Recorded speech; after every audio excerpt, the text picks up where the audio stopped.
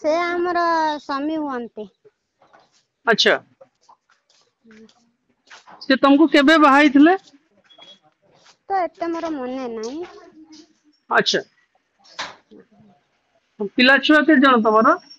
गोटे झियो अछि 10 वर्षर। अच्छा आ एबे एबे लबो आसा कोठी एबे? सेटा मु कहि परिबिनी।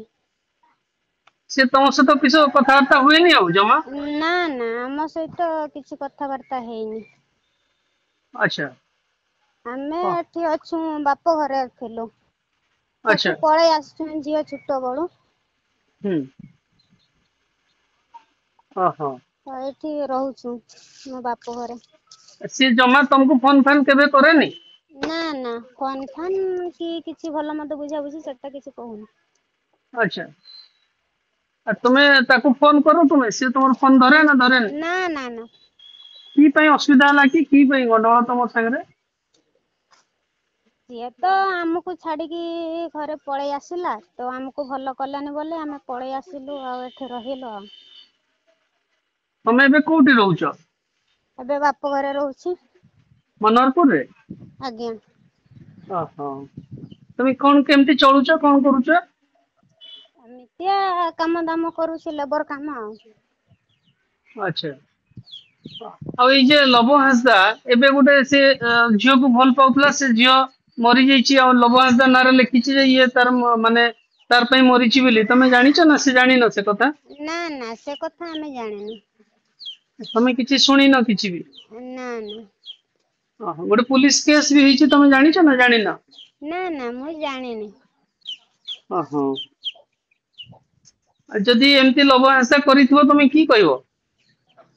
ଆଉ କଣ କହିବା? ତମ ଛୁଆ କେତେ ବଡ ଛୁଆ? 10 ବର୍ଷର ହେଲାଣି ସାର୍। ସେ କଣ ପାଠ ପଢୁଛି? ଆଜ୍ଞା ବାଲେଶ୍ଵରରେ ପଢୁଛି। ବାଲେଶ୍ଵରରେ ପଢୁଛି ଆଚ୍ଛା ଆଚ୍ଛା ଆଉ ତମେ କଣ କାମ କରୁଛ ଏବେ? ଲେବର କାମ କରୁଛି ଭଦ୍ରକରେ। ଭଦ୍ରକର କୋଉ ଜାଗାରେ ରହୁଛ ତମେ? ମୁଁ ରହୁଥିଲି ITI ପାଖରେ। ଓହୋ ସେଠି କାହା ଘରେ ଭଡା ନେଇକି ରହୁଛ ଭଡା ନା କଣ? ଆଜ୍ଞା ଭଡା ନେଇକି ରହୁଥିଲୁ। ଓହୋ ଓହୋ ଏ ଟିଭିରେ ବାହାରୁଛି ସବୁ କଥା ଯେ ଲବ ଆସା ଏମିତି କରିଛି କାମ ତମେ ଜାଣିଛ ନା ଜାଣିନ? ନା ନା ସେ ବିଷୟରେ ଆମେ ଜାଣିନୁ ତ ଗତକାଲି ତ କହୁଥିଲେ ସେଇଟା ଶୁଣିଥିଲୁ ଆଉ। ଗତକାଲି କଣ ଶୁଣିଥିଲେ ଆପଣ? କହୁଥିଲେ ଏମିତି ସେମିତିଆ କାମ କରୁଛି ତା ବିଷୟରେ ଗୋଟେ ଝିଅ ଟା ମରିଗଲା ସେଇ ସବୁ କହୁଥିଲେ ଆଉ। ଓହୋ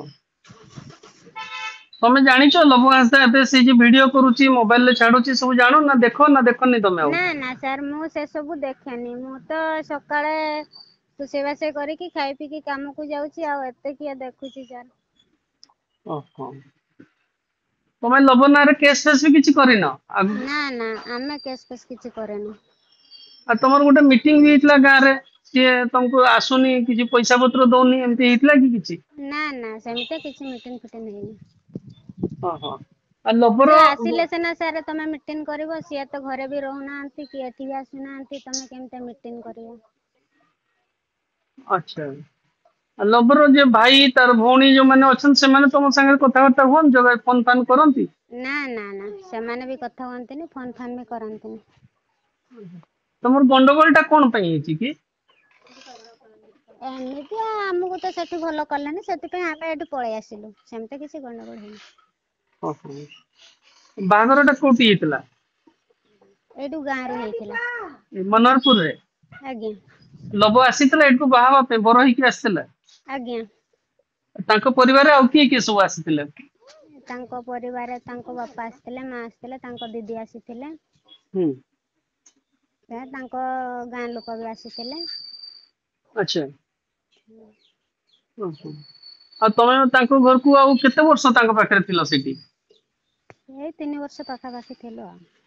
ଓହୋ ତାପରେ ଆଉ ସିଏ କଥାବାର୍ତ୍ତା ହେଲାନି ବାହାରେ ବାହାରେ ବୁଲିଲା ନା କଣ? ହଁ ହଁ ସିଏ ବାହାରେ ସଦାବେଳେ ବୁଲିଲା ଆମ କଥା କିଛି ବୁଝିଲାନି।